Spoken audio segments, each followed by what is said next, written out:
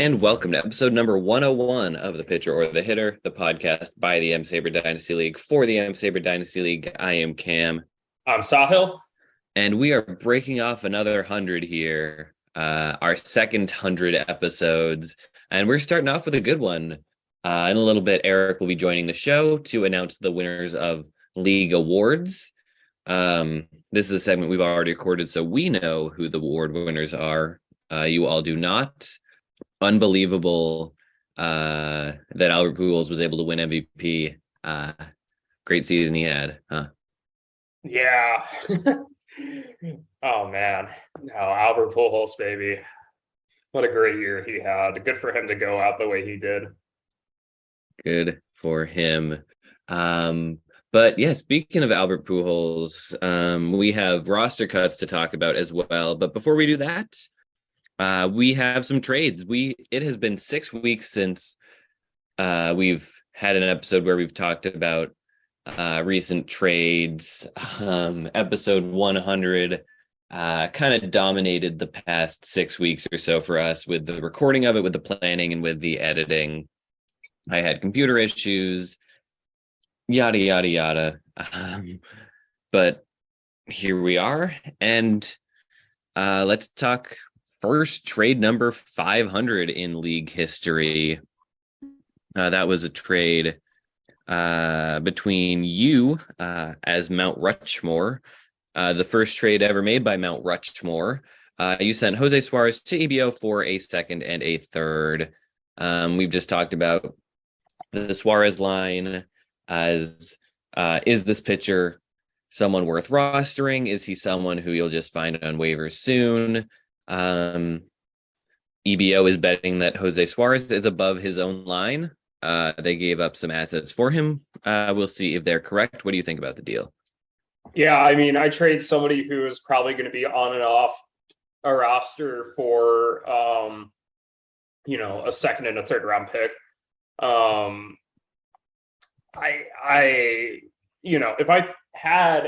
I thought Suarez if I was confident he'd be a long-term piece of my rotation, or I thought that there was a solid potential of it, I would have kept him. I think at best he's probably like a replacement level pitcher that I'm not going to feel too bad about having traded away. I mean, I hope he pops off for his sake, but I don't know if I necessarily buy it. All the numbers just look pretty mediocre across the board. There's nothing that I could really latch onto and be like, yes, I think that this is going to be the thing that's going to help him take off. So, kind of a nothing burger. I think a good gamble for EBO as he's only 24, but definitely notable for it being the 500 trade in league history. And the first trade in the Mount Rushmore era, as the deal prior to this was one where I acquired Adley. This has to be our record for the longest gap between trade made and us actually discussing it on the podcast, because it's been a month and 8 days now at the time of recording. You and I were together when that trade was made. To put it in perspective, you were down here in Charlotte, and it's been quite a bit since you've been down here in Charlotte. So that's insane. Yeah, we took us a while to get to this one. But yeah, EBO's hoping for a Jose Suarez breakout like a few of us have. We'll see if this is the time it comes.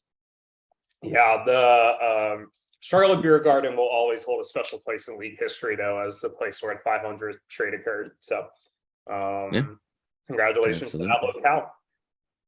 But yeah, speaking of big gaps between things, it was a very long time before the next trade after this one was made. The next trade was made almost a full month later on the 11th of November, 11/11. You sent Brian De La Cruz a 2024 second, and the next second rounder that does not convey to me, you acquire to EBO for Sonny Gray and Kyle Farmer. I didn't know Kyle Farmer was in this deal. Kyle Farmer, the newest Minnesota Twin, two former Reds, current Twins, being sent to you in this deal. Why don't you talk about this one? I know Sonny Gray is someone you've potentially talked about trading. And Kyle Farmer, is he still even on your team, or have you cut him? I caught him immediately. So my whole selling point with Farmer was just like, hey, I'll give you multiple picks, and I'll take someone that to help with your roster crunch with the pure expectation of just dumping them, just make the trade look a little better like that. At the end of the day, it didn't really need to happen the way we kind of finished the trade at the end, but like his name was still in there, like whatever. And fun to say that I own Kyle Farmer for like seconds, literally seconds. He didn't even last a full minute on my team. Sonny Gray, I mean, he pitched well this year when he was healthy. He has a better track record in the past of being able to stay in the field. I mean, 26 starts in 21, 11 in a shortened season, 31 and 19, right? He had a 341 FIP this year. That was great. I mean, the K rate was down a little bit. That's a little concerning, but this was one of his lowest walk rates of his career, and the home run rate like tanked compared to where it was in 2021. I still think he's a solid fantasy pitcher. I trust him kind of in the mid back of my rotation. I don't think he's necessarily the frontline arm that he was when I acquired him in 2019. But like right now, I have him slotted as like my 8th best starting pitcher, and I think that's a perfect spot for him. I'm happy to keep him, but I've also, discussed possible ways to trade him to other teams. I think Brian De La Cruz is a really interesting player for EBO to acquire. He finished the season on a tear. I can pull up the splits here. He'll turn 26 next month. He had a 1143 OPS in 64 at bats in September, and an 1121 OPS and 21 at bats in October. He had 6 home runs and 22 ribbies combined in September and October. Now he was dreadful the rest of the season, and the question is, was this a sign of a breakout, or was this just him having a hot month of the season? But I think it's worth it for EBO to kind of gamble and see what he has. And they got 2 second-round picks on top of it, so they were able to distribute the kind of return that they got. They're not just solely banking on De La Cruz to kind of post similar numbers that he did the last month of the season. And given that Sonny Gray is 33, I mean, he doesn't really fit with EBO's timeline. So I think this deal makes sense for both sides. I needed another starting pitcher. They enjoy acquiring picks, and Brian De La Cruz is an interesting young upside guy. And it's always fun when Kyle Farmer is involved in a trade. So, yeah, no, I think, good for him. I think Sonny Gray is someone I still have confidence in. So I think he's a interesting get for you or whomever you trade him to. But yeah, moving on from there, we'll skip the next one just because that's one that will go in that kind of ties into our next episode topic of the rule changes.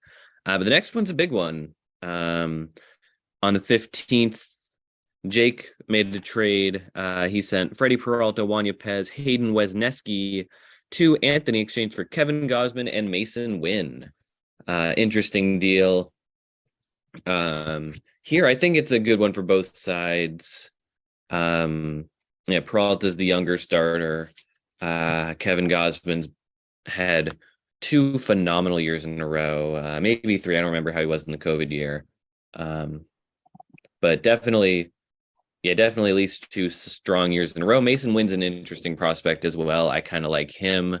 Freddie Peralta's younger. He's had some good seasons in the past as well. He's still only 26. So definitely a good get for Anthony and his young rotation as well. He had a 306 FIP last year, an xERA of 270. So I could see him. I know he was hurt. He missed. He only made 17 starts last year, but I could see him putting together a really strong season next year. He was great in 2021 as well. Honestly, I wouldn't be too surprised. Really, his thing is health. But it wouldn't be too shocking if he had a better season than Gausman next year. And I think, in a dynasty format, he's a great get. Hard to get guys like Freddie Peralta. But Gausman certainly a lot to give up. But I think it works for both teams. Yeah, I agree. I mean, I get it from both sides as well. I think Jake has a couple of pitchers who are a little more injury risks or maybe riskier for, other reasons. Just looking at his roster, he has Frankie Montas, who dealt with a lot of injury issues last year with the shoulder and wasn't particularly good when he got traded to the Yankees. Carlos Rodon had a great year, but he's dealt with a bunch of injuries in the past. Blake Snell is a little bit of a risk, right? Carrasco is an injury risk and is old at this point. Evaldi is an injury risk and old. He has a couple of young, interesting guys who we don't really know what they're going to turn into. So getting a guy like Gausman for him, to stabilize a rotation, I think is really big. Gausman, the last 3 years has pitched a full complement of innings and with solid ERAs. He will be 32, which is, I'm not saying it's a distance or anything, but, he's exiting his prime. Freddie Peralta is entering his prime. I think you're right. It's very hard to get guys like that who are entering their prime as starting pitchers who have proven they have elite talent, which is why I love that Anthony jumped on this. And honestly, Anthony's team is not necessarily, I think Peralta makes more sense for him.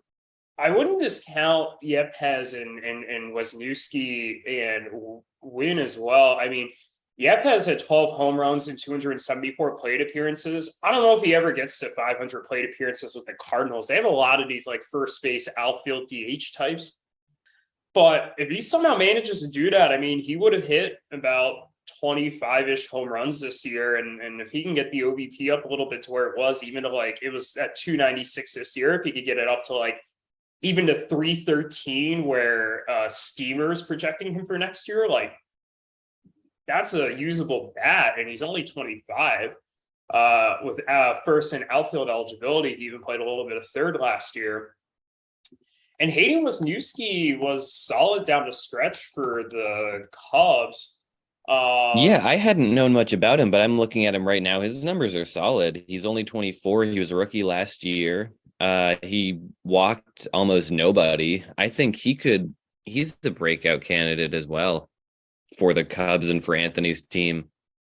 Right. Yeah. He doesn't give up a ton of home runs either. Now, do I think he's going to be the strikeout god in the majors? He's like a top of the rotation arm. I don't think so, but like, I think he could be a very solid arm for Anthony's rotation for years to come. So I know that, Peralta and Gausman are the big names in the trade that are going to get a lot of attention, and rightfully so. But I think Anthony also got some young usable pieces here in Yepes and Wisniewski as well. And I'm curious to see how they develop.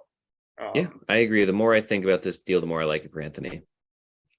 All right. Next deal in order was another one of yours. Tyler Anderson, a 2027 first, 2024 third, and another hypothetical pick to the bellies for Lance McCullers from you. Why don't you, not the biggest deal, but Tyler Anderson, someone interesting. Why don't you talk about this quickly? Yeah, I think this is a bigger deal than you're giving it credit for. I mean, the picks are the picks. I don't really think they need to be discussed. But Tyler Anderson had a fantastic year. And I think there is the big question of like, hey, he's 30, he's going to be 33. He's never performed like this before. Is this just a one-off thing, or like, what's the deal? The Statcast page is pretty impressive. I mean, he's not a strikeout guy at all. He's not getting a bunch of whiffs, but he has elite exit velocity. He was the top 2% of the league this year. He's not giving up hard contact, also in the top 2% of the league. And he was in the top 9% of the league in walk rate. You can win a lot of games pitching like that. It's not the most fantasy friendly arm with the strikeouts, which caps the upside, but it's a very good arm for someone in the back of your rotation to help with your ratios. He had a 257 ERA and a 1 whip this year. I personally think it is somewhat sustainable, not to this level, because he made changes to his changeup, and I think that is driving a lot of the growth. That being said, like his xERA this year was 3.10, like despite his ERA being 2.57. I think his ERA next year is going to be even a little higher than that. I think he might be more like a 3.5 to like 3.7 ERA type of guy, which is still a very good pitcher. But if the strikeout numbers aren't there, it's not the most attractive profile. With respect to Lance McCullers, he's the opposite of Tyler Anderson in a lot of ways. You know, he's been a bit of an injury risk throughout his career, but he's been fantastic when he is on the mound.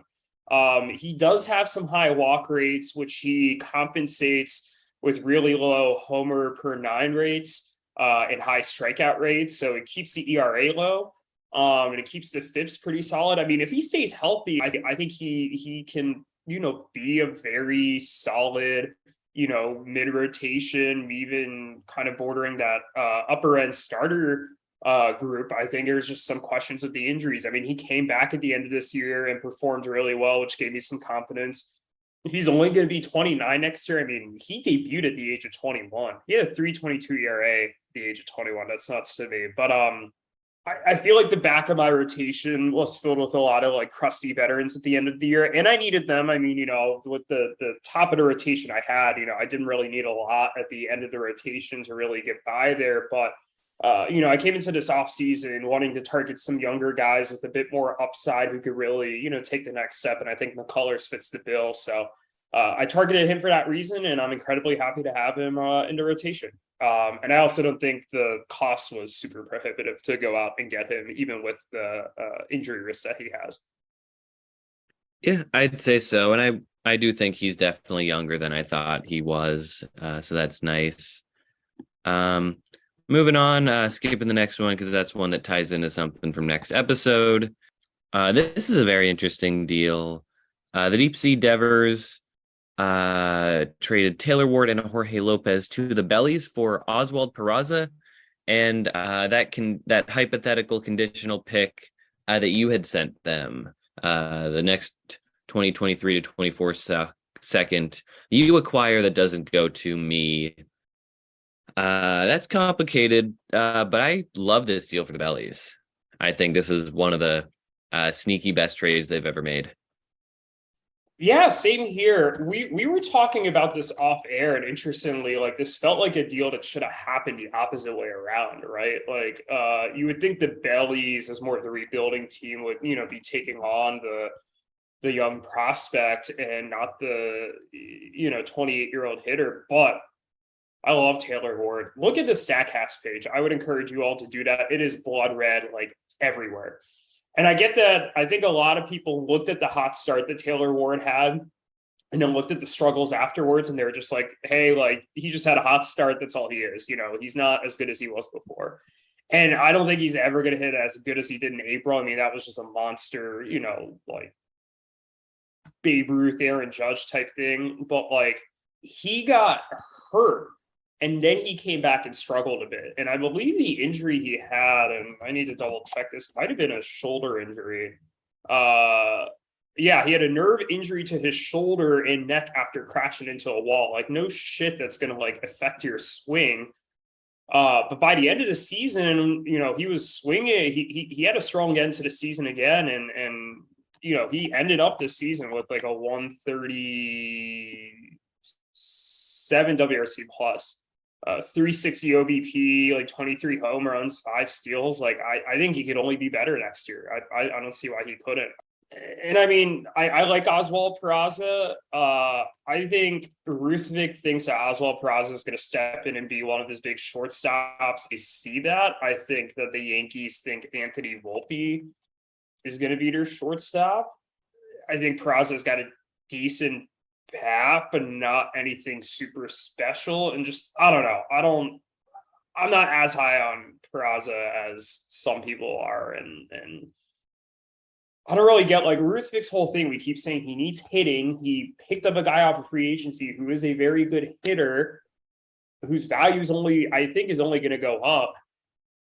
I don't really think he sold at a good price. This kind of feels like the Kyle Wright deal. I don't know. Or I think he prematurely sold a guy for a player he didn't really need. I don't know. I don't like it. Yeah, I wouldn't go that far.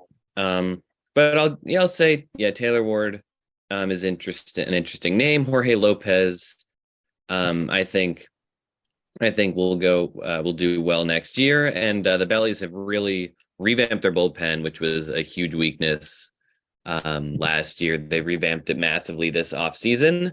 So who knows what they'll look like if they're not just punting saves and holds every week. Overall, I don't like Peraza too much either. He can definitely play around the diamond a little bit. I know he played a lot of second base this year. Did he play some outfield? I think he might have. No, just second base and shortstop. So I don't think, Volpe coming up is going to say Peraza is just going to do nothing, because he could just, play some second base. But Especially Glaber. Yeah. They moved Glaber. We'll see how this plays out. Because Peraza he was a top 50 prospect, and he did hit well in his small sample size this year, albeit with a high BABIP. But he got on base. He walked a lot. I don't think he's a nothing or anything like that. No, I don't think he's a nothing. I'm just not like the highest on him. Like, do I think he could potentially be a solid player? Sure. Do I think he's like some game-changing player? No. But I think he could be a solid regular.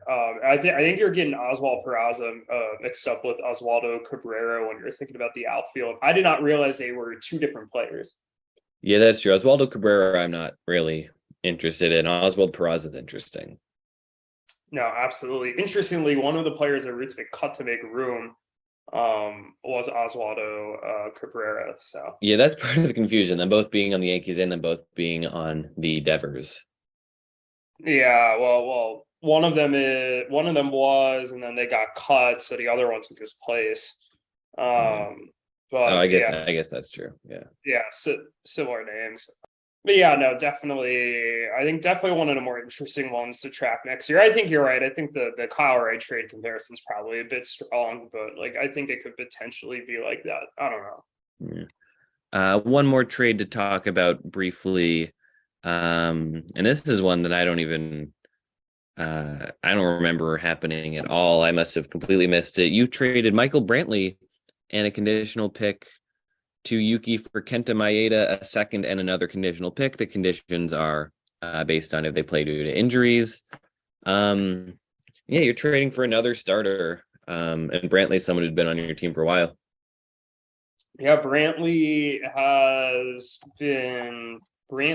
spent across two different stints of my roster 1,281 days, which is the ninth most of any player. He is a personal favorite of mine. I love Michael Brantley to player, professional hitter. He is so much fun to watch, but he's a 36-year-old coming off of shoulder surgery, and he's not offering much these days other than OBP, like a 360s or 370 OBP, but there's absolutely no power in that bat anymore. There's no speed. He had a good gig batting second in Houston, which I think helps some of the other, peripheral numbers. Although his run and ribby numbers last year weren't even that particularly impressive. If Brantley goes back to Houston, I think Jeremy Pena is taking over that number 2 spot in the lineup, even though I still think that Kyle Tucker should be batting higher and probably should be batting second. That's a whole discussion for a whole nother day. But if Brantley goes elsewhere, I think it's just a downgrade in the lineup. So it felt like the right time to sell. I honestly thought I was just going to have to cut him. The fact that I was able to get a second round pick for him made me pretty happy. And I was like, I'll take it. Maeda I acquired because Yuki was trying to get rid of him in the deal. I was like, maybe there's an off chance I could flip him. He's coming off TJ, and I caught him a day later. I don't really care that much about Kenta Maeda. I was already rostering 10 starting pitchers, and I don't really see how Maeda fits into the mix next year. This was all really about acquiring the second round pick. And I guess there is some risk, right? Maybe Brantley doesn't play, but he says he'll be ready for spring training. I'll take the word on that. And who knows, maybe I'll be in for a bonus second round pick if Maeda has a setback in his return from TJ, although he seemed pretty far along, and I think he was throwing bullpens by the end of the season. So we'll see. But yeah, those are the trades that we had to catch up on. Let's talk about the other big thing we're here to talk about before awards, and that is we had our annual roster crunch, and some interesting names were released, and some interesting names were not released. Absolutely. We're going to talk about 5 names I have written down on this list, unless you want to add any more, Cam, that we identified as interesting cuts, or at least notable cuts. And the first one is a player that you cut, Albert Pujols. Why don't you speak to that? Yeah, of course, the biggest cut in of them all, Albert Pujols, I had acquired as the first trade of the offseason, just to see him retire on my team. You know, he was my draft pick all the way back in the 22nd round of the inaugural draft. He lasted on my team for a little bit. We cut him. We named our team. We initially named our team Albert Pujols. When we cut him, we named our team Abort Pujols. I owned him again briefly this year because he was just hitting the ball so well. I got rid of him. Then I had my symbolic trade with Erik, and now it was time to cut him for good. He's retired a member of my team. I changed my team back to Abort Pujols for a week in honor of this momentous achievement. And we have a new color on the spreadsheet. It's kind of an orange-ish, a burnt orange, maybe just a regular orange, but that signifies that a player was drafted by the team and then left the team and then came back and retired as a member of the team. Kind of a combination of the green one and the light blue one. It's the orange one. What is green when you mix it together? Like, I feel like I should know that. I guess teal. Want to make it? We could see if we could make it teal instead. Yeah, I was gonna say teal might be better. When he said the green and blue mix, I was like, it's got to be the obvious answer, right? Yeah. Why don't you I'll take a look? I'll see. The thing is, the other colors are also light, and there aren't any light teals.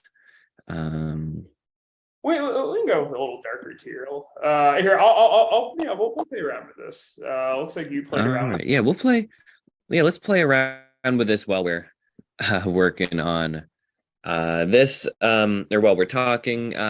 But yeah, that was all I had to say about Albert Pujols. May he live forever. Who is the next cut that we wanted to talk about?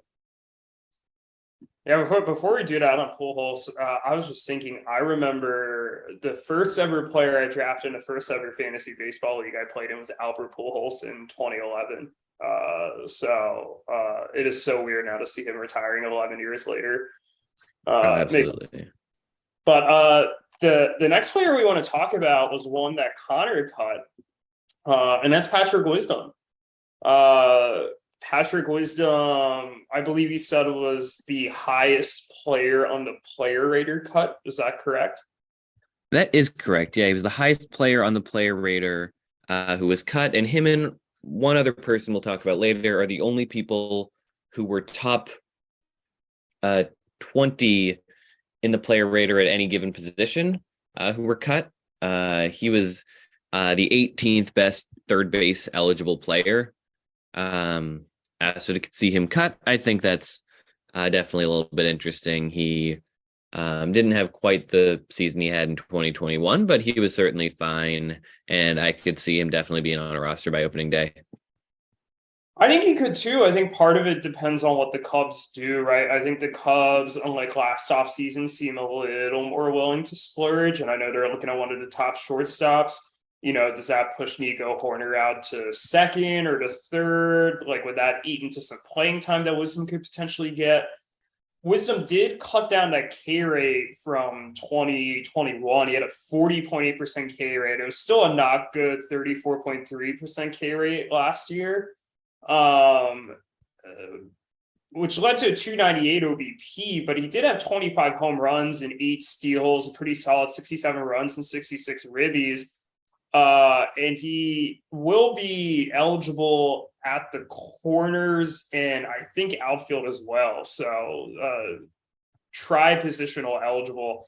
I'm pretty sure ESPN did this weird thing now, like in the middle of, I don't know if you remember, like the middle of last season, where they're like the new eligibilities to retain is 10.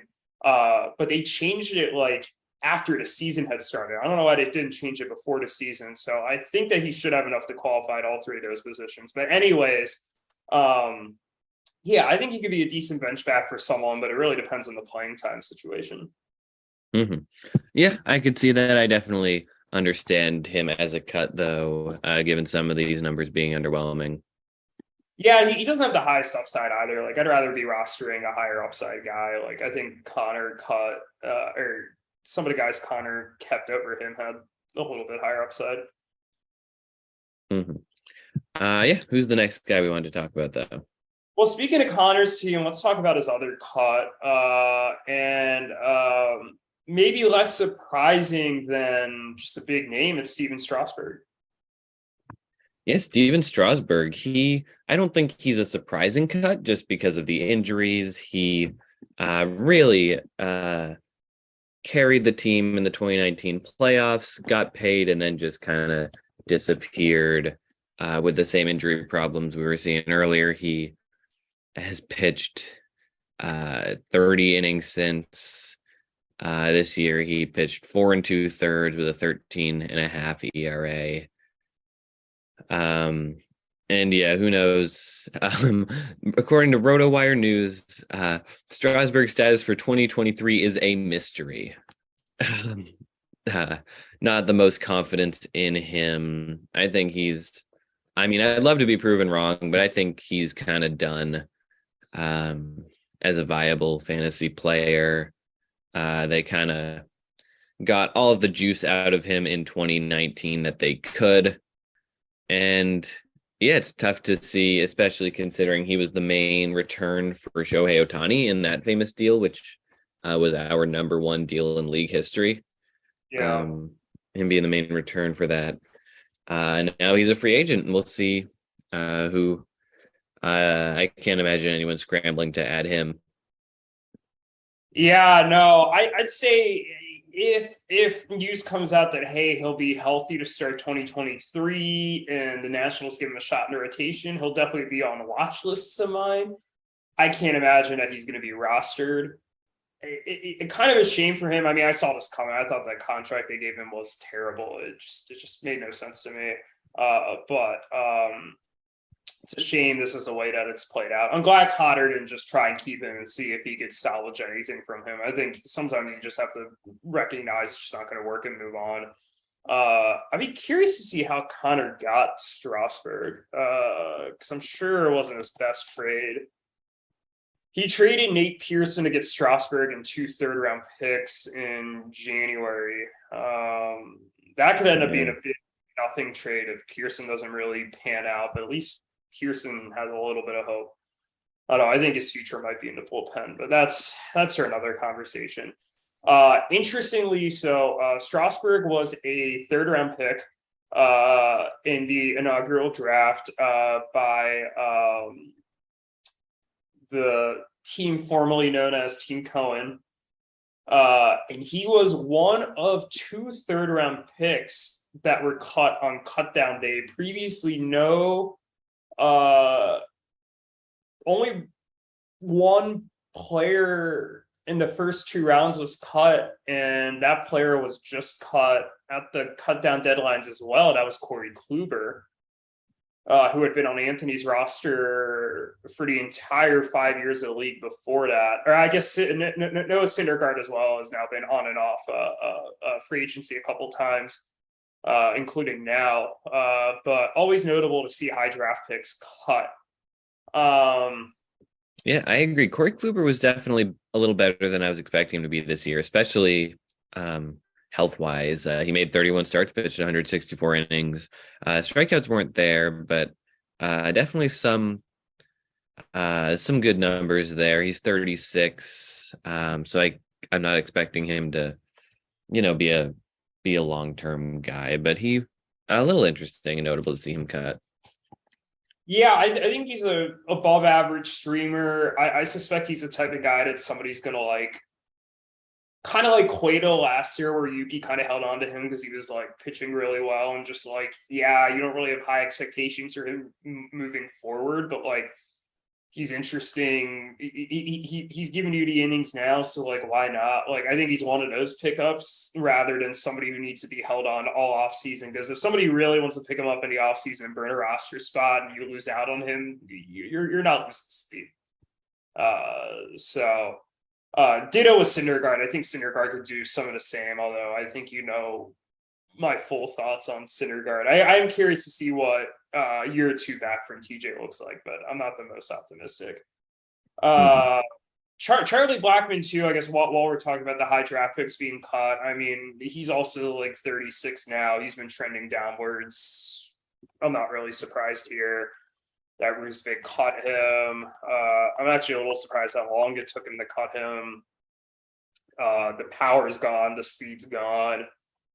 The OBP was at least kind of a carrying tool last year. It really wasn't this year. Anything else you want to say on some of these crusty veterans here? Nope. Who else is there that we wanted to mention? Two young guys. The first one is Ha-Seong Kim, was cut by Anthony. And this one surprised me a bit. One, he was the fourth, and I guess this is probably the second time he's been cut, right? Because I think Alex and Zach drafted him. This is the second time he's been cut now, but he actually had a pretty decent season. Yeah, he did. He was the other guy I alluded to earlier when I said two players who were in the top 20 in the player rater at a position. I said Wisdom was 18th at third base. He was actually 17th at third base, and Kim is 18th at third base, ahead of notable third base eligible players such as Max Muncy, Cabriana Hayes, Alec Boehm, Jose Miranda. I agree. Kim had a solid year, had 129 hits. He stole 12 bases. I'm curious to see where the playing time goes, assuming Tatis is back next year. Oh, I'm not concerned about it at all, because I think twofold. One, he is clearly the superior defender at shortstop. And I mean, I think he was a Gold Glove finalist this year, right?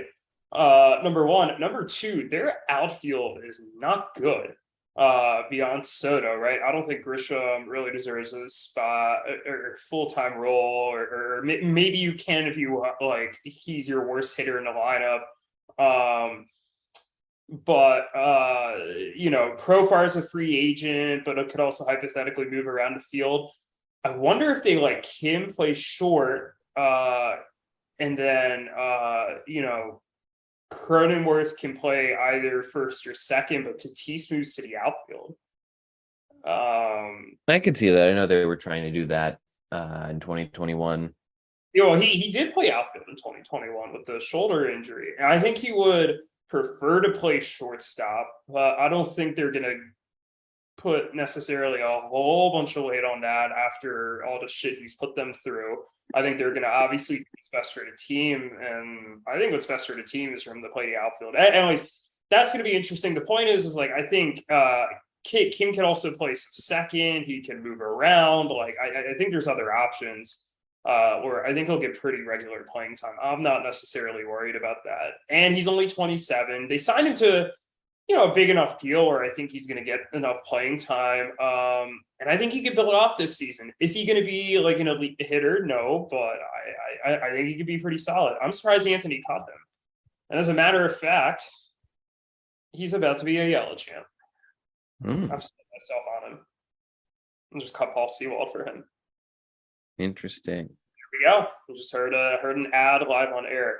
I'm not gonna lie. I've been considering adding him, and I was listening to podcasts over the past couple of days about him, and trying to figure out what I wanted to do with him. And I think I just talked myself into it. So there. Well, there you have it. But yeah, one more guy we wanted to mention. Who was that? It is Chris Paddock.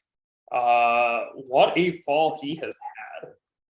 Yeah, and we mentioned him a little bit in our top trades episode as being someone who had a a big drop. I'm not too surprised about the cut. He only pitched 22 innings this year. He's only 2.2% rostered. Ruthick had added him back in June. He was on 3 major league rosters this season. Not too surprised. I will say when he was healthy this year, and he did have Tommy John surgery in May, so he's going to be out for a while. But before that, he looked good. He only made 5 starts, but they were 5 good starts. He only had a walk rate under 1. He had a FIP of 1.73 in the small sample. I'm not surprised he was cut, but he's definitely an interesting name for when he comes back. Yeah, I think he'd be an interesting stash for one of the contending team, or not, sorry, non-contending teams. He's not going to live up to the hype that everybody thought when he was a rookie. I didn't really understand it. He's still a 2-pitch pitcher at the end of the day. I mean, I know he was talking, I think right before he got hurt, about being in the process of trying to develop a third pitch and kind of recognizing that he needed to do that. And I'd be really curious to see what that development looks like. I just don't think like for next year, it's really going to, turn into much of anything for him. I mean, I think I'll be curious to see what he looks like when he gets back from the TJ in July, August, September. And I think he could put up some solid innings, but I'm really looking at him more as like a 2024 play than a 2023 play. But he's only going to be 27 next year. Like, he's still got plenty of time to turn this around. Yeah, we'll see if someone, once he gets IL eligibility back, if they stash him. I could certainly see myself doing that. Exactly. Yeah, that's when I think more somebody's going to pick him up is the second he becomes IL eligible. Like, I don't really see the merit in rostering him before that, unless you're just really all in on padded. Mm-hmm. But yeah, so those were the notable cuts. Anything else we want to say before we get into awards voting? No. I'm glad that we had like a nice bunch of trades to talk about. It's been way too long, and you know how much I enjoy talking about trades, but I am very excited to hear these awards. So let's bring you all over to our next segment with Erik, and we will be back momentarily. All right, see you then.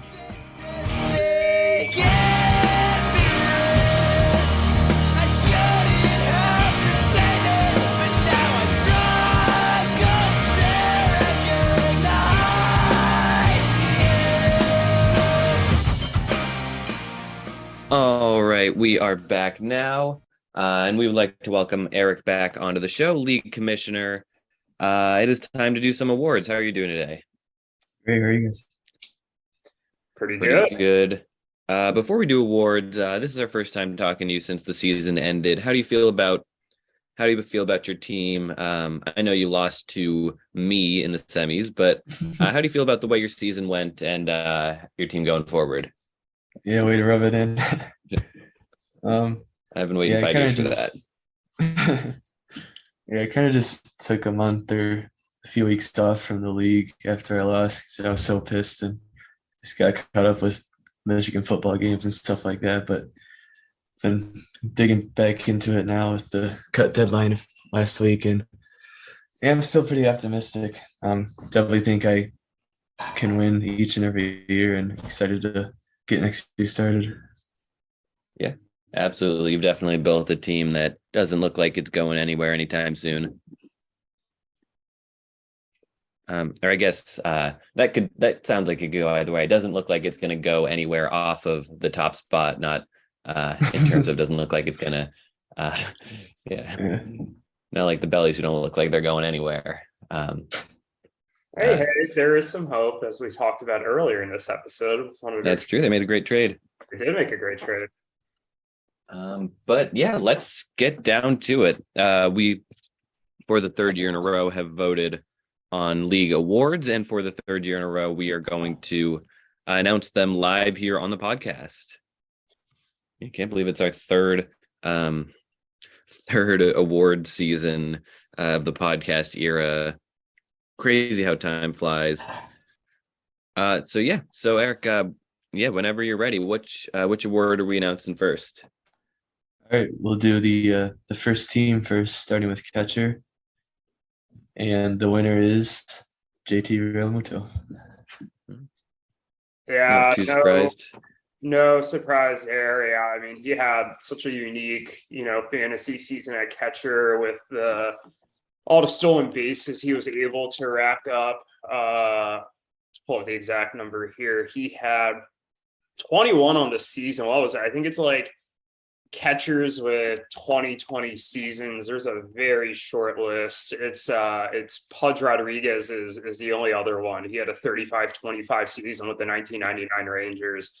And not only that, like Real Muto, I mean, he's not quite Sal Perez levels of like durability, but he played 139 games, at a catcher position where, you have a lot of players where it's like, hey, 120 is considered good. I mean, to play 139 games is really impressive. So, yeah, I mean, I thought this was one of the easier picks.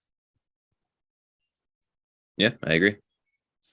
Yep, it was not unanimous. So 1 vote for Will Smith and 1 vote for Alejandro Kirk. I think I could guess who voted for each of those guys. I mean, Will Smith and Alejandro Kirk both had very good years. I think the season JT Realmuto had was so special that like I find it hard to justify voting for anybody else. And I'm kind of surprised it wasn't unanimous, but maybe I shouldn't be surprised given who some of these teams had. First base. Yep, first base is Paul Goldschmidt. Yeah, not too surprising. This one, there was, I think Freddie Freeman was close, but Goldschmidt was just so good this year. I can't imagine too many people voted against him. I actually did vote against him. I did vote for Freeman. I mean, it was close for me, right? I mean, I think they both had amazing seasons. The tiebreaker for me, I guess to be honest, the tiebreaker is probably that I own Freddie Freeman and that I saw what he did all year. But like, he was slightly higher on the player rater for what it's worth. Freeman was second and Goldschmidt was third. But yeah, I mean, I think you could have gone either way, and this is a perfectly, acceptable vote either way. Yep, and that was the only Freeman vote. The rest were for Goldschmidt. Yeah. By the way, Realmuto was so good that he was the 7th best first base eligible guy this year. That's nuts. And like first base is pretty deep too. Like for him to be 7th is nuts. All right, next second base, and the winner is Jose Altuve. Yeah, no surprise there for me. I mean, he had an awesome season. I mean, it looked like for a couple of years, like, yeah, he was still solid, but like he was on the decline a little bit. But he bounced back big this year with the speed, especially. He had 18 stolen bases, which I think was more than he had in his previous 3 seasons combined. Yeah, he had 13 his previous 3 seasons combined. 18 was his highest since his MVP year in 2017. So OBP was up 2 compared to the previous year. So just an awesome year for him. Well deserved. Yeah, I'll say one player I want to shout out that I was surprised had such a good season fantasy wise was Marcus Semien. Not a great season overall, and the 304 on base wasn't great, but he stole 25 bases. He drove in a lot of runs and scored a lot of runs. Hit 31 doubles too. He's kind of earlier in his career was a great real life player, not as great of a fantasy player, and this year was kind of the opposite. Yeah, he had a bad start to the season. Once he got adjusted, he was like just as good as like Altuve and some of these other like top end guys. So no, he was probably a top 5 overall fantasy player the last 4 months. Yeah, no, absolutely. All right, other votes were for Tommy Edman and Trey Turner, and that goes into the next one. First team shortstop, the winner is Trey Turner. Yeah, Turner really lapped the field. I don't think it was particularly close.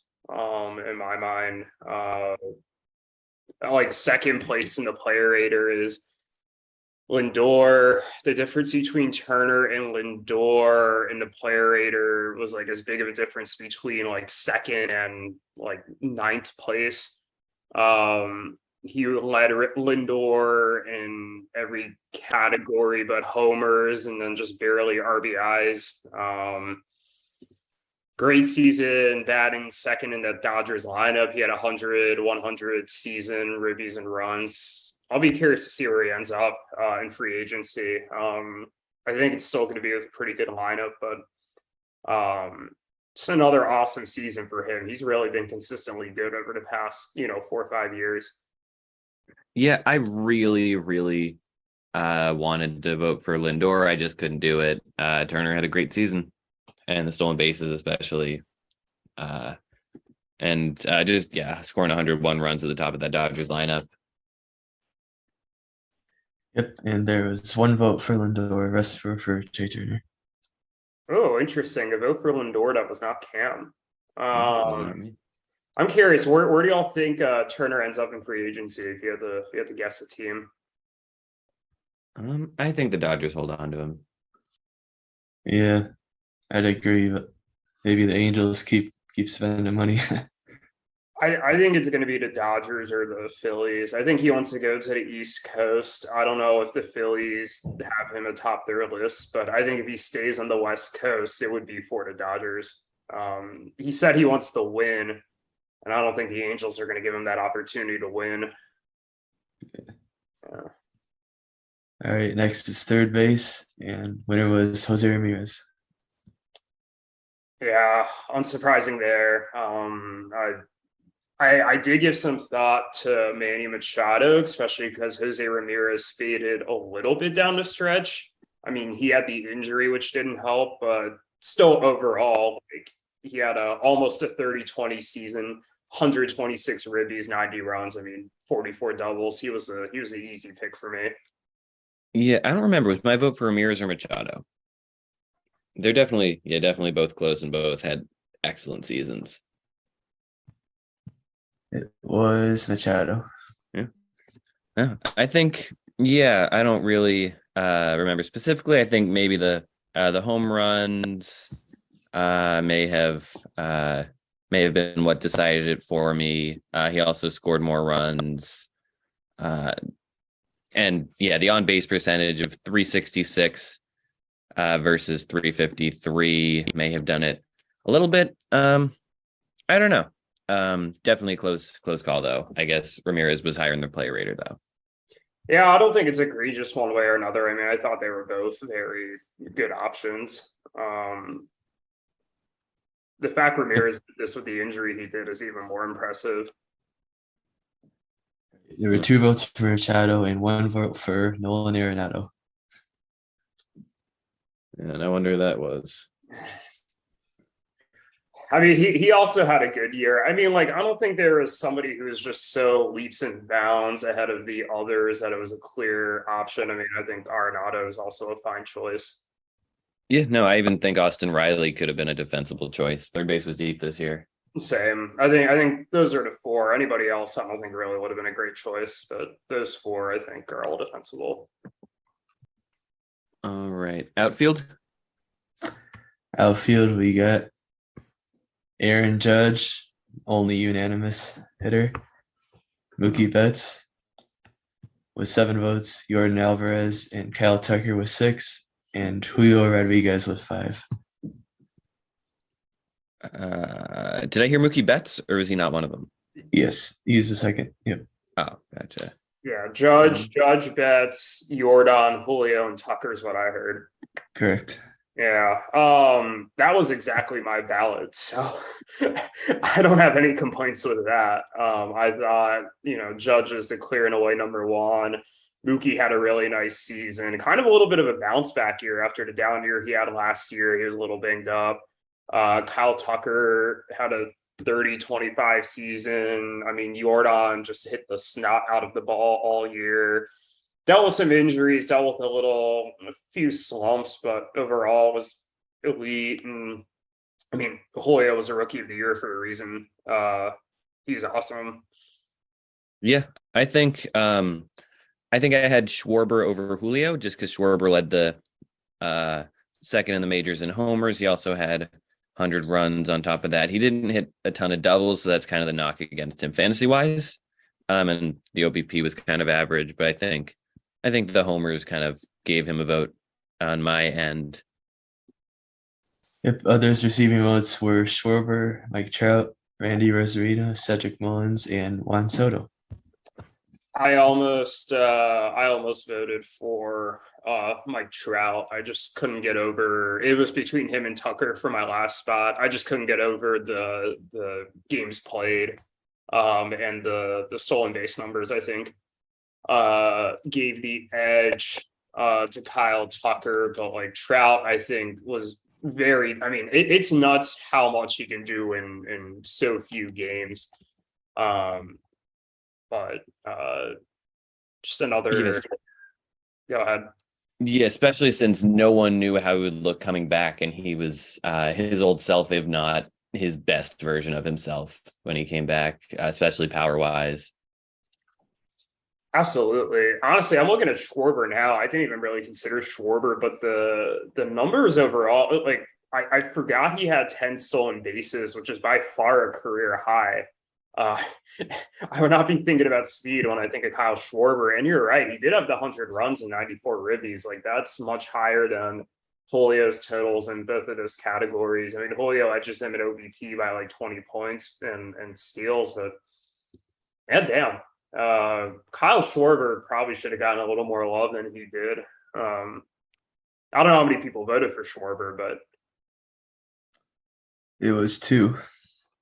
Interesting. Yeah, he probably should have gotten a little more love. I'm surprised Juan Soto. Like Juan Soto, I think got a vote by name. Did you vote for Soto, Cam? I might have. He He was the great on base percentage as always, and he scored a lot of runs. I thought he had a much better season, at least fantasy wise, than people gave him credit for.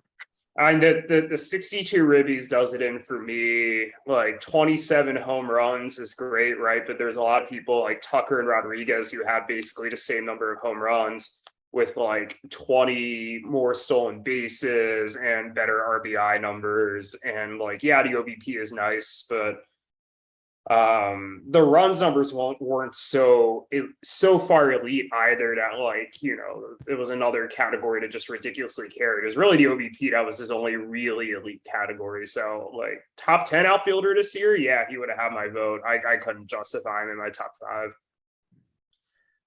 Yeah, my fifth vote was for Randy. Actually, I just thought it was between him and Julio, but Randy's overall stat set was just a little bit more favorable, I think.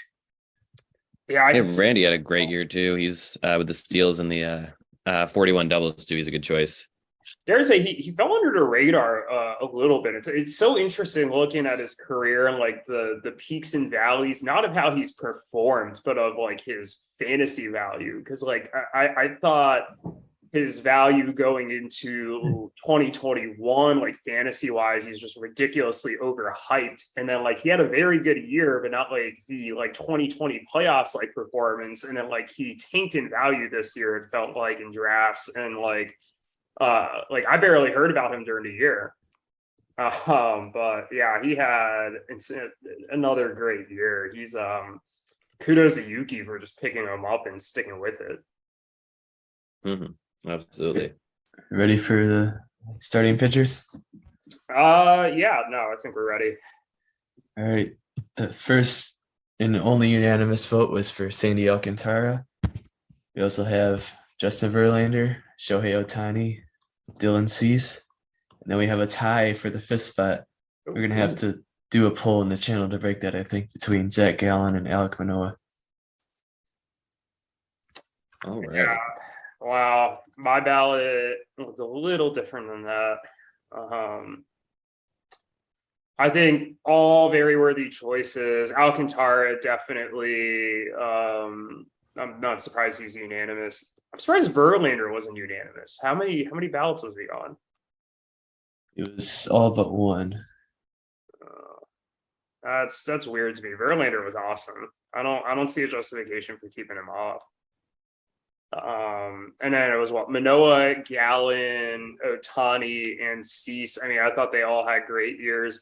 Ohtani was a difficult one for me, and I left him off just because, like, I thought he had a very good starting pitcher season, but I think more of the value with him just kind of came in the overall performance, which is not to say that the pitching wasn't elite, but like, I don't know if he's top 5 pitcher as opposed to more like top 10, top 15 pitcher range for fantasy. And last year I voted for him as a pitcher and got some pushback for this exact reason. And this year, for that reason, I didn't really vote for him as a pitcher. I mean, I would have if he had a top 5 season, but he didn't. So I tried to divorce the hitting as much as I could for my vote. Yeah, one guy I'm surprised wasn't on there was Corbin Burns. He was second in the majors in Ks. I also had 21 quality starts and a whip under 1. I thought he was worth a look. He had my vote. Yeah, mine too. I also had Julio Urias and Aaron Nola on my ballot.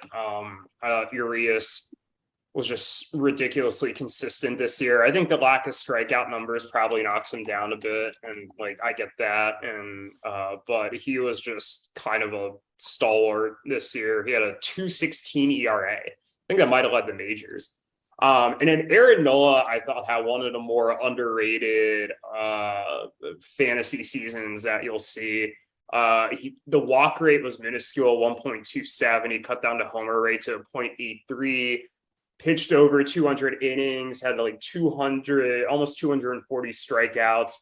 The ERA was a little high as a 3.25, but as a 2.58 FIP. And I think he's more of a victim of the Phillies' infield defense being shitty more than anything else. So I think Aaron Nola pitched as well as pretty much anybody this year. So I wanted to give him some love with one of my votes.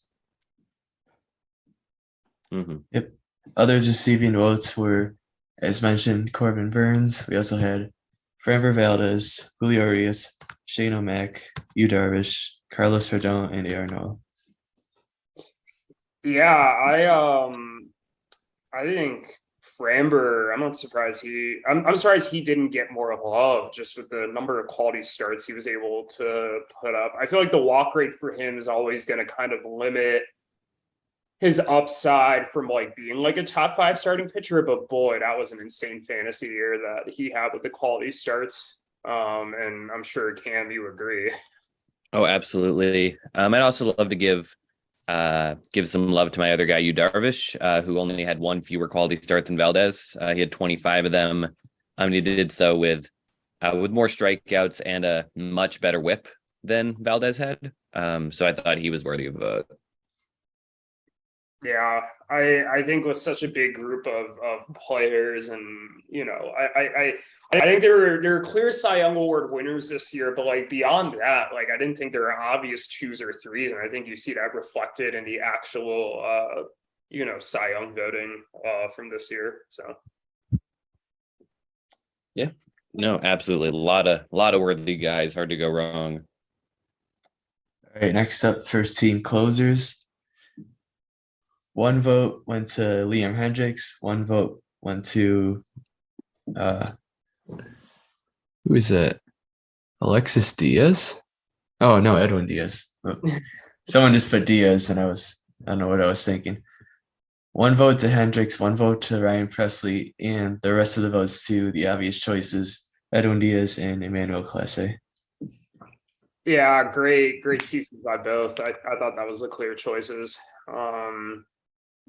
Anything you have to add, Cam? Nope. My third choice probably would have been Jordan Romano. Wow, Daniel Bard had a way better year than I thought he did. He was insane, especially in course too, and like, and the whole bounce back. He's been like 8 years out of the league or whatever. Like, good for him. Yeah, good for him. But I think Diaz and Clase were the easy choices, with Romano maybe being number 3. Yeah, I'll give some love to Felix Bautista as well. He had an awesome season. I mean, he is a giant. He is like such a dominating force on the mound. I mean, he got hurt by the fact that Jorge Lopez was the closer up until the trade deadline. So unfortunately, he didn't really get enough saves for me to really consider him. But I think he was very worthy to be a pick here had he gotten a few more saves. Also, Ryan Helsley too had a very dominant season. I know down the stretch he wasn't as good, but like I think he gave up like his ERA for a good chunk of the year was like below 1. He was also a victim of like sharing time with Gallegos and fading a little bit down the stretch. So I had a little bit of a hard time voting for him.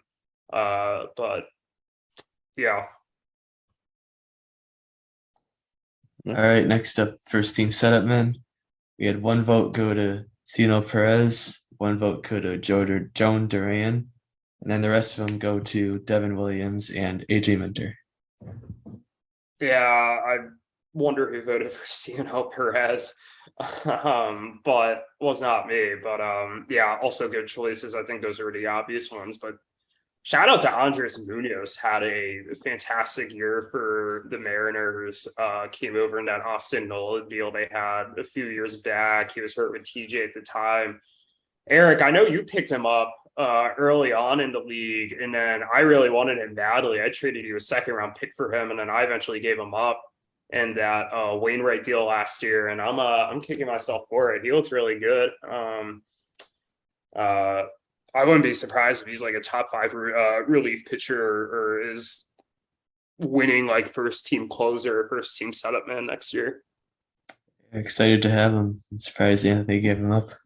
Oh yeah, I forgot you got him back. Yeah, oh my god, that trade was, what was that trade? Whatever I think it it's just a second. Jesus, yeah, you should have given up like a late first. I think you have a top 5 reliever on your hands for like half a decade. All right, next up is the most improved team. Someone put the Orioles. 2 people put Yuki, but the winner was Jake. Yeah, I mean, non-playoff team to winning the league. I mean, I thought he was already pretty good last year when he didn't make the playoffs, but this is a clear improvement. Yeah, I agree. I think Yuki was definitely an improved team, although I'm really not sure, I guess, what I still haven't figured out what it was he was doing right. By the end of the season, I finally believed that he was doing something right and it wasn't just a fluke like it is in the hockey league, but I haven't quite put my finger on what yet. But I think Jake clearly took the next step into being one of the elite teams. I mean, obviously he won the title. So he got my vote. I agree. I think Yuki was second, but I don't know if his team, I think he made some smart hiccups, but I don't know if it's sustainable. Like a lot of that rotation was just like older guys he picked up that like happened to have good years. I mean, he rostered Johnny Cueto for a good part of a year. I think there's some interesting hitting talent, but I also don't expect the bullpen to be as good for him as it was last year. So we'll see. But yeah, I mean, I think it was clearly Jake, but also the Orioles. The Orioles are definitely the most improved MLB team. I don't think anybody can dispute that. Mm-hmm. All right, next one. Most surprising off-season trade. And the winner for most surprising off-season trade was the Torkelson for Bobby Witt deal. Yeah, I mean, I kind of had a general idea that might be going down, but like not to the scope that it did. Cam, I know you and I had this as one of our, I want to say, top 10 trade in league history in episode 100. Is that correct? Something like that. It was way up there, towards the top. It was a very big deal. Torque for Witt, Yeah, but not just a torque for Witt part, right? It was the other pieces involved. I mean, like, Zach Gallen was in that deal. We just talked about him as one of the top 5 pitcher candidates. Tariq Skubal had a good like start to the season. It looks like he has a lot of promise. Zach Veen's a top prospect. Kyber Ruiz was a top prospect going into the year and is now a starting catcher on Ruthvik's team. Shane Baz is still a top prospect. I know he needs TJ, but still, like, there are 3 first-round picks involved in the deal. Like, torque for Witt are the big 2 pieces, but boy, there's a lot of other good ones in here too. A lot of interesting ones. And I did pull it up for those who are curious. I was wrong. That was our 11th ranked trade. So almost top 10, not quite. Got a lot of good ones. Yeah, I had that as a top 10 trade. I had it at 9. You had it at 17. All right.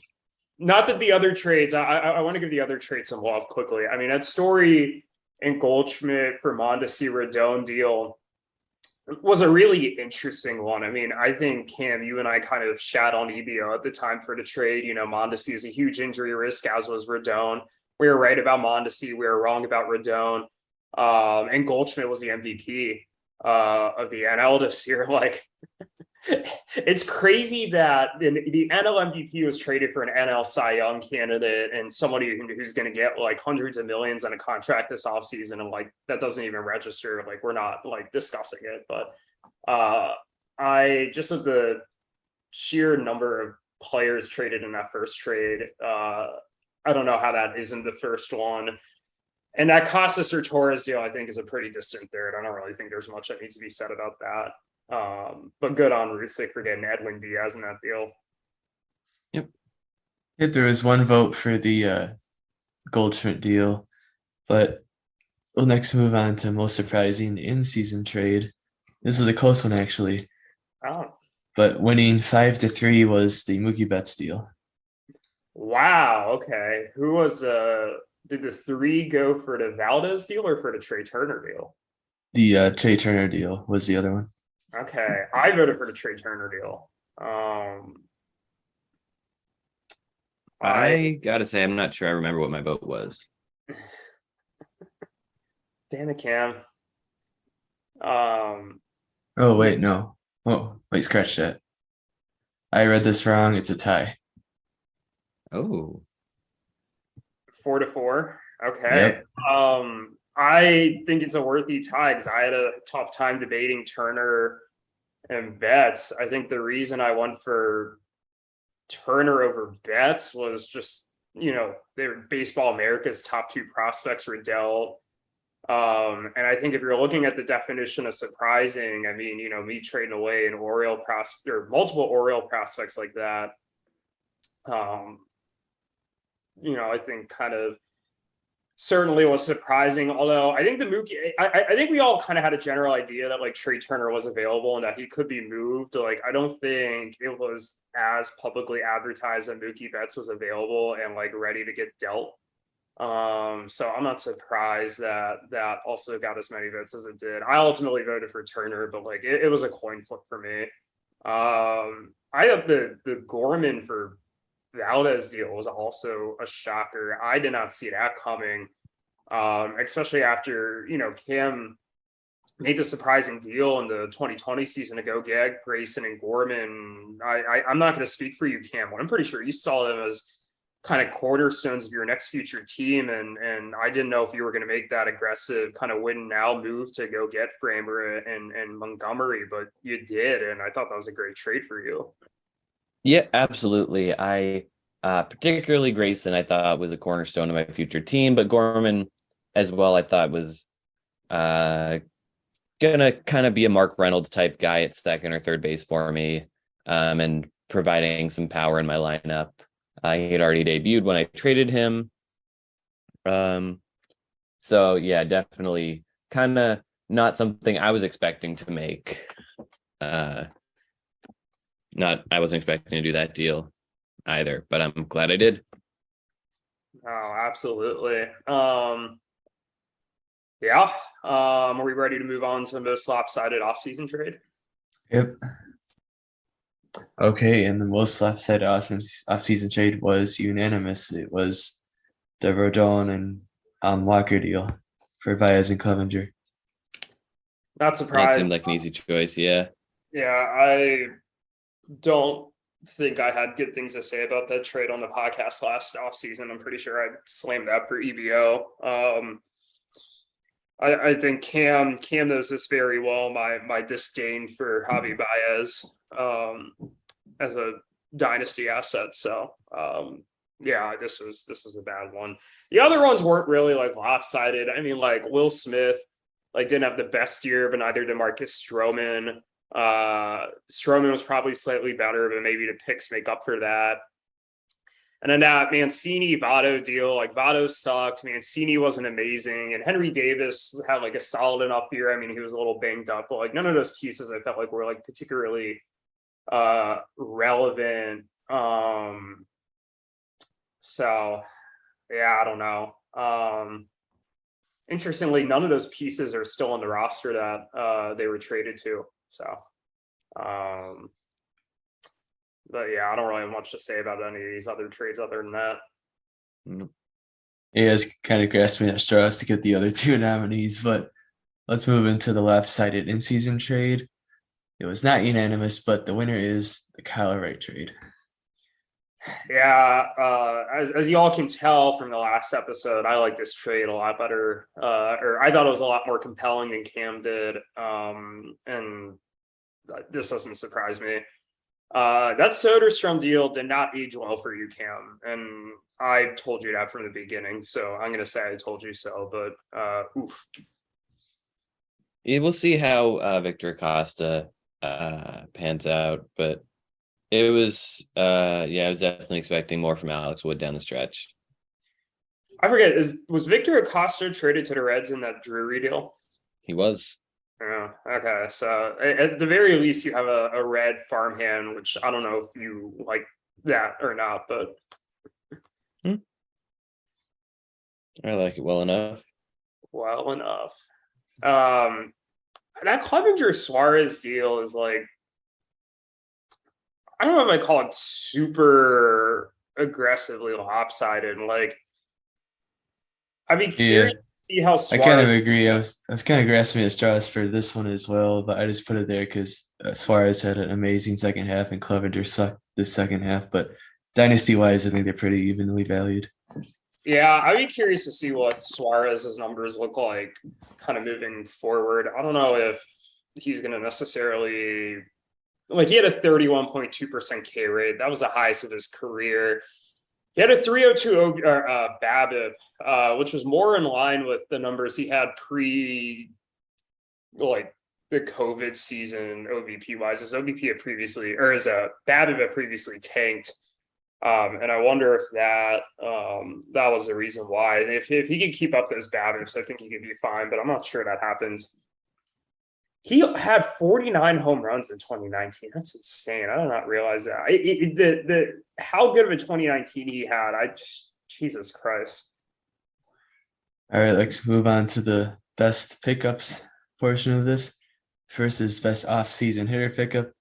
Finalists were Travis d'Arnaud and Jeff McNeil. And their winner was unanimous for Jeff McNeil. Yeah, not a surprise there. What, he led the NL in batting average? Yeah, that seemed like an easy choice for me too. Yeah, I mean, d'Arnaud had a good year, but like catcher who, did he even get 400 at bats? Maybe like 350. Had a hard time voting for him. Mm-hmm. All right, then best off-season pitcher pickup. This was also unanimous, with the finalists being Spencer Strider and Drew Rasmussen, and they go into Strider. Yeah, I don't think much more needs to be said. Strider, I don't know if he pitched quite enough innings to really be considered for the top pitcher award, but like, or the one of our top 5 pitchers, but he had quite a season.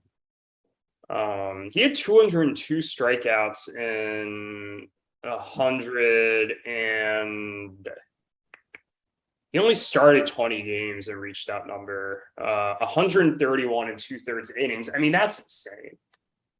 God, he's good. Yeah, remember when Sully came on the podcast and said he was trying to trade him? Yeah, he kept offering him to me, and I was like, I don't want him. He's just going to be a bullpen arm. wrong. Yeah, I That bet you hurts. wish you had him now. Yeah, I would. What I wouldn't trade for him now. All right, next up, best in-season hitter pickup with some pretty good crew of finalists this year with Christian Walker, Brandon Drury, Jurickson Profar, and Jorge Mateo. And receiving 5 out of 8 votes was Brandon Drury. Hey, yeah, I turned him into Chris Bassett less than a week later and never looked back. But yeah, I mean, Drury had an awesome season. I know he slumped when he got to San Diego, but boy, he's still an awesome season overall.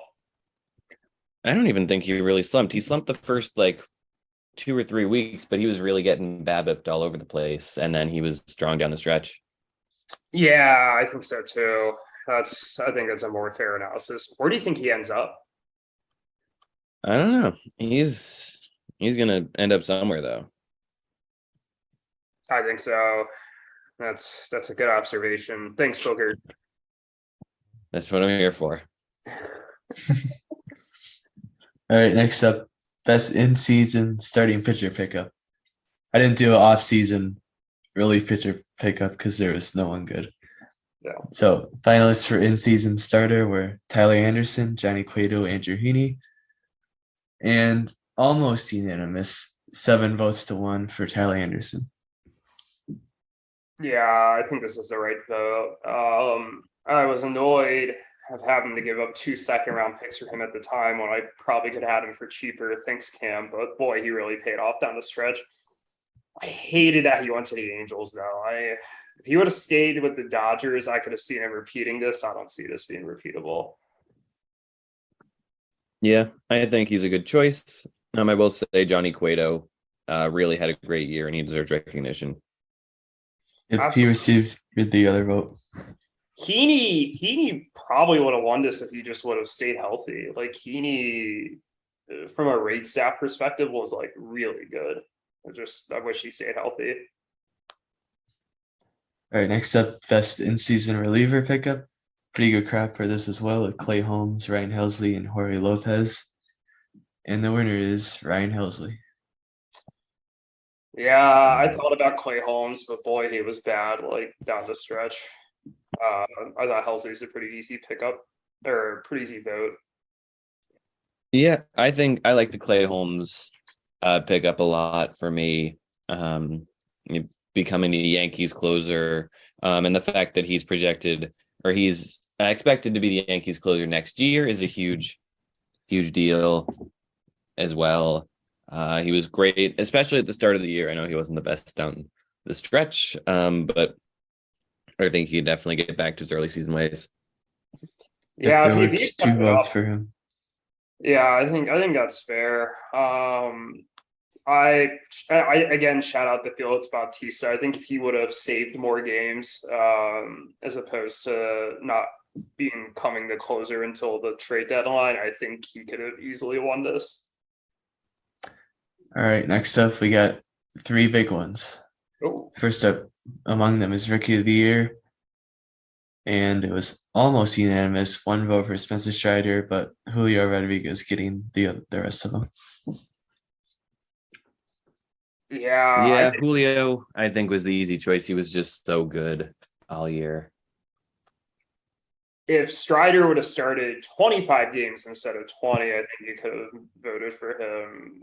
With 130 some innings pitched and him coming out of the bullpen for a good chunk of the season, like it's just I had a hard time justifying voting for him. Shout out to Adley too. I don't know if that was maybe more of a better real life season than a fantasy season, but like I think he's going to be a top 2 or 3 fantasy catcher next season. All right, next up, Cy Young. It's like there's a bunch of different votes for this one, but the winner, Sandy Alcantara, with 4 votes to 3 for Justin Verlander. Oh, who was the Dylan Cease. Yeah, I voted for Verlander. I mean, Verlander and Alcantara were both unanimous Cy Youngs. Like, you can't go wrong either way. I think Verlander, just purely from what he did coming back from the injury he did at 39, was more impressive to me than what Alcantara did. So that's why he had my vote. Yeah, it's definitely tight. Alcantara just the quantity for him was a big deal. He had 3 more quality starts. He had 22 more strikeouts. I think that that's definitely valuable. And he led Jake to a title. That's certainly worth something. No, absolutely. All right, and the big one. I have not seen this either. I'm looking at it for the first time when I scroll down. Awesome debate. Yeah, Just yeah. Before I announce it, who do you guys think won? I know who it should be. I know who it should be too, and I know we're thinking of 2 different people. Yeah, I think it's gonna be Judge, but it should be Ohtani. All right, I think Judge is gonna get it also. All right, and the winner is. Okay, Is it a tie? No, I'm just gonna acknowledge there was 1 vote for Carlos Santana in here. It's from Andrew. Thanks, Andrew. But the winner is Aaron Judge. All right. Was it 4-3 or 4-2 to 1-1? Paul Goldschmidt got a vote as well. Oh, okay. I was not expecting Goldschmidt to get a vote. I think that's wrong. I don't see how you vote for Goldschmidt over Judge or Ohtani. Erik, I think you and I both voted for Ohtani. Is that correct? Correct. I'll lay out my justification for Ohtani. I know Cam voted for Judge, so I'll let Cam discuss Judge. But you're getting Ohtani finished, like, I think it was 13th in the player rater as a hitter. So obviously below Judge, who was first. But you're also getting like, and I wish I don't know why ESPN has not fixed it so you could see what Ohtani's rankings in the pitcher player rater would have been, but I'm assuming he's probably around the top 10. Definitely top 5, I think. Okay, maybe even top 5. If you're saying top 5 to 10 starting pitcher with the number 13 hitter, I think that is more valuable for a fantasy team as a whole than the number 1 hitter. And I get it, like Judge's year as a number 1 hitter was absolutely like batshit insane. And I forget what the difference between him and Freddie Freeman in number 2 is like bigger than the difference between Freeman and the number like 28 hitter or 27 hitter. But still, I think Ohtani's pitching stats make up for it. And if you added his pitching numbers into the player rater, I think he would be pretty much equal to, if not higher than Judge, like ranked there. So, not to mention the flexibility you get with, having the roster spot, one roster spot for an elite pitcher and hitter and getting to pick and choose your spots with him. I think it made it pretty clear to me, but Judge was my number 2. Anything you'd like to add on that, Erik? No, you pretty much covered it. Yes, I'll say on my end for Judge, it comes down to a couple things. One, you were saying, Ohtani, you could just add his stats together, but you do have to keep in mind that you can't use him as both a pitcher and a hitter at the same time. You have to choose one or the other. You have to choose the pitcher or the hitter. The age-old question. So you lose, and Erik, I know you almost every time chose to start him instead of, there was just an oh shit from you in the baseball chat. Hunter Renfroe has been traded to the Angels. Yeah, wow. Jansen Junk, 80 grade name. But my point was, you can't really add those 2 numbers together just because you're not getting, you're losing 25 days of him in the lineup. But the main point, and it kind of comes down to real life MVP voting too, is that Judge's season was just so insanely good. I just kept thinking of back when we did the all-time season draft with Zane, and just how Judge's season this past year would have been like a early pick in that draft, like a third or fourth round overall fantasy draft type of season all time. He was just so insanely good.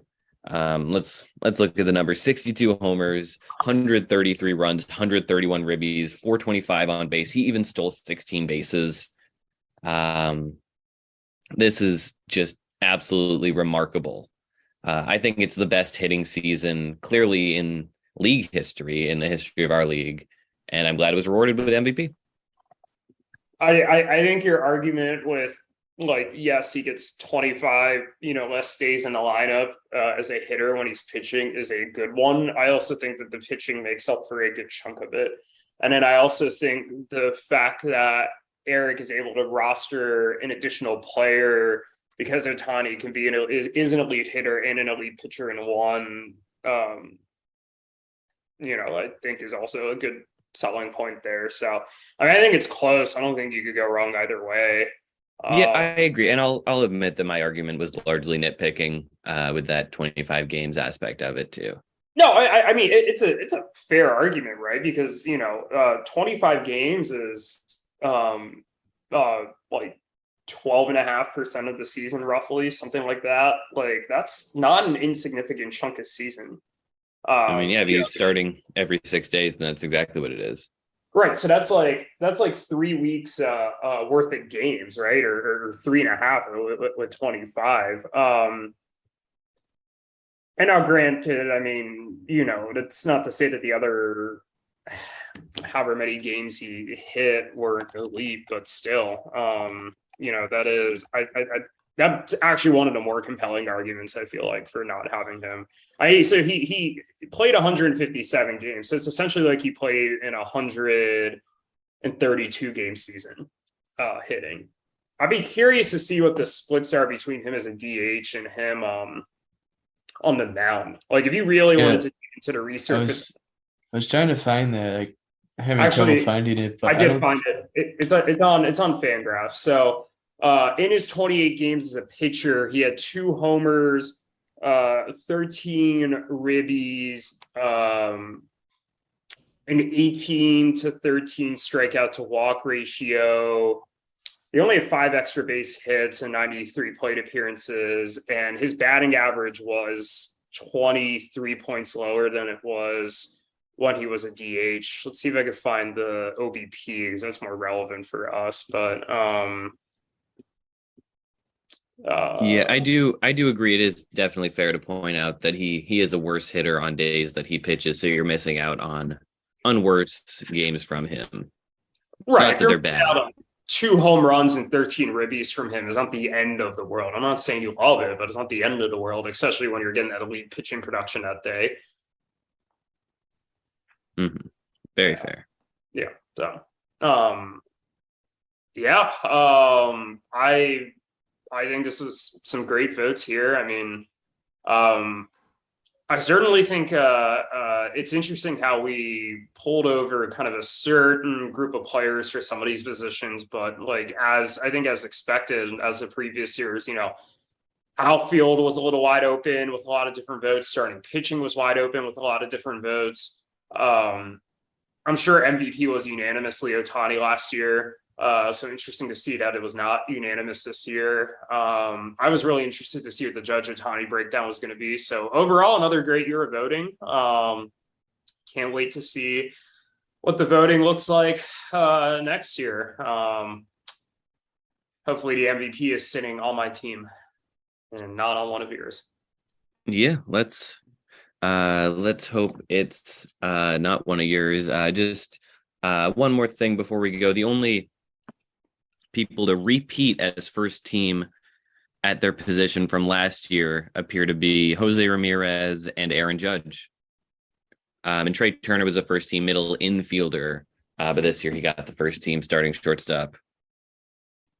Yeah, that is true. We still have to vote on the first team corner infielder and first team middle infielder and first team util. Is that correct, Erik? Correct. Yeah, so there will still be some more votes to come. I'm not going to be surprised to see some of the names that we've discussed be in strong consideration for those spots. So, yeah, anything else we want to add? Nope, that's about everything. Erik, do you want to give us the old "this podcast is good"? This podcast is good. I found my way, right time, wrong place as I pled my case. You're the judge, oh no, set me free. You're the judge, oh no, set me free. I know my soul's freezing, hell's hot for good reason, so please take me.